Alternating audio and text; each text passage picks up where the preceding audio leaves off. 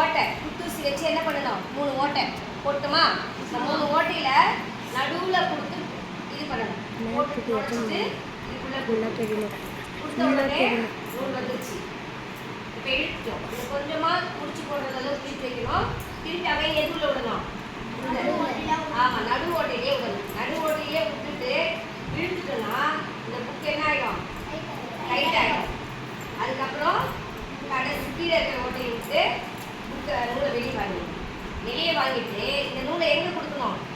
இதுக்குள்ளே கொடுக்கணும் இப்படியே முடிச்சு போட்டுக்கூடாது இதுக்குள்ளே இப்படி கொடுத்து இப்படி வாங்கிடணும் வாங்கிட்டு இப்போ நம்ம புக்கு இந்த நூலை கட் பண்ணிடலாம்